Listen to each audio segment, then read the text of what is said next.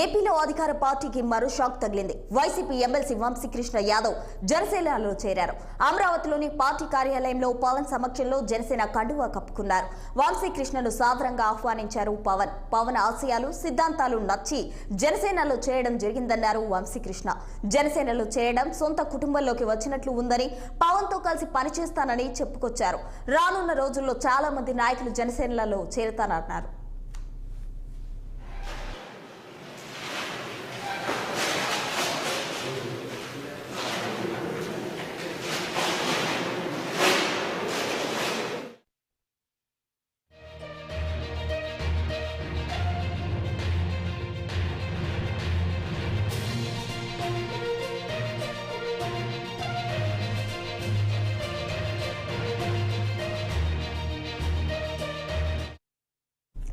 ఏపీలో అధికార పార్టీకి మరో షాక్ తగిలింది. వైసీపీ ఎమ్మెల్సీ వంశీకృష్ణ యాదవ్ జనసేనలో చేరారు.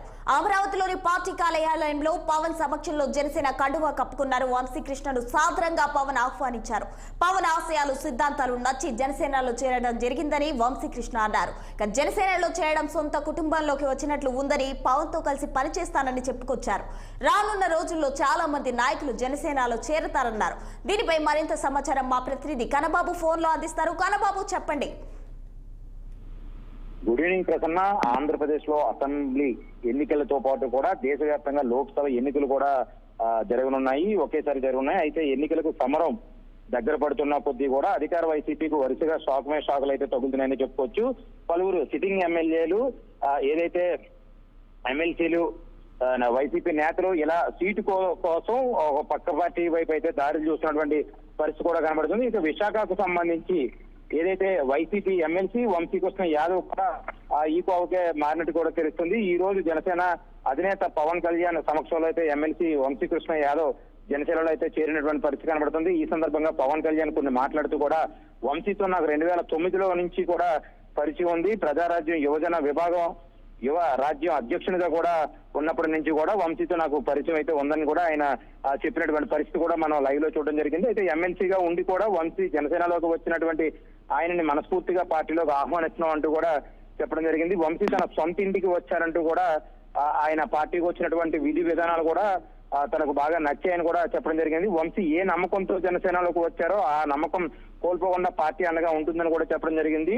అయితే వంశీ నేను నియోజకవర్గ స్థాయి నాయకుడికి అయితే చూడలేదు, రాష్ట్ర స్థాయి నాయకుడి కింద ఖచ్చితంగా జనసేన గుర్తిస్తుంది. ఆ స్థాయిలోనే తనకు పగ్గాలు చెప్పే అవకాశం కూడా ఉందని చెప్పేసి అయితే జననేత కూడా చెప్పడం జరిగింది. అయితే విశాఖ వైసీపీ సంబంధించి ఎమ్మెల్సీ వంశీకృష్ణ యాదవ్ అయితే వైసీపీని వీడి జనసేనలో పార్టీలోకి ఈ రోజు చేరినటువంటి పరిస్థితి అయితే ఒక్కసారిగా విశాఖలో ఏం జరుగుతుందనే ఒక కలకలం అయితే లేనటువంటి పరిస్థితి ఉంది. అయితే ఇప్పటికే గతంలో జరిగినటువంటి పంతగల రమేష్ బాబు నుంచి లేదా గాజువాక సిట్టింగ్ ఎమ్మెల్యే తనయుడి దగ్గర నుంచి ఈ రోజు వరకు కూడా వరుసగా వైసీపీకి షాక్ మే షాక్ అయితే తగులుతూనే వస్తుంది. ఈ నేపథ్యంలో గాజువాక నియోజకవర్గం నుంచి కూడా వంశీకృష్ణ బరిలో నిలిచే అవకాశాలు కూడా ఉన్నాయంటూ కూడా కొన్ని పుకార్లు అయితే వినపడుతున్నటువంటి పరిస్థితి కనబడుతుంది. గత ఎన్నికల్లో ఈ స్థానం నుంచి జనసేన పోటీ చేసి స్వల్ప తేడాతో ఓటమి పాలైనటువంటి పరిస్థితి కూడా మనకు తెలిసినటువంటి సంగతి చాలా గట్టిగా ఉంది. అయితే యాదవ సామాజిక వర్గం నుంచి పట్టున్నటువంటి వంశీకృష్ణ విశాఖ తూర్పు ఎమ్మెల్యే టికెట్ కూడా విశాఖ మేయర్ పదవిని అయితే ఆశించే అవకాశాలు కూడా ఉన్నట్టు తెలుస్తుంది.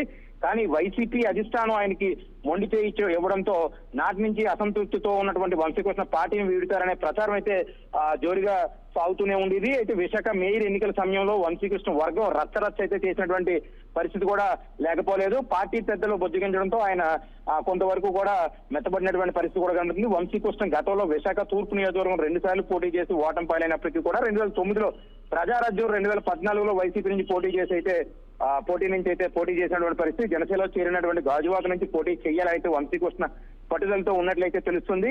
ఇక్కడ నుంచి పవన్ కళ్యాణ్ మరోసారి పోటీ చేస్తారనే ప్రచారం కూడా నడుస్తుంది. ఈ నియోజకవర్గంలో యాదవులతో పాటు కూడా పవన్ కళ్యాణ్ సొంత సామాజిక వర్గానికి సంబంధించిన ప్రాబల్యం కూడా అధికంగానే ఉందని అయితే కొంతవరకు చెప్పుకోవచ్చు. అయితే గాజువాక నుంచి మళ్ళీ పవన్ పోటీ చేస్తారా లేదా పార్టీ వర్గాల్లో అయితే ఎవరికి సీట్ ఇస్తారనే దీని మీద కూడా కొంత సందిగ్ధమైనటువంటి వాతావరణం అయితే నెలకొంటున్న పరిస్థితి కూడా కనబడుతుంది. ఏది ఏమైనప్పటికీ కూడా విశాఖలో వరుస వైసీపీకి రాజీనామాలు చేసుకుంటూ ఇటు జనసేన పార్టీలో కానీ లేదా ఇతర పార్టీలో కూడా చేరడంతో అయితే విశాఖలో కూడా పూర్తిగా రేపు భవిష్యత్తులో కూడా మేయర్ కి సంబంధించినటువంటి కొన్ని హాట్ టాపిక్స్ కూడా 60 అయితే ఎక్స్క్లూజివ్ బయట పెట్టే అవకాశం కూడా ఉంది. ఎందుకంటే కొన్ని సందర్భాలు చూసుకుంటే కనుక అంటే విశాఖలో కొన్ని పుకార్లు అయితే షికారులు అవుతున్నటువంటి పరిస్థితి కూడా కనబడుతుంది.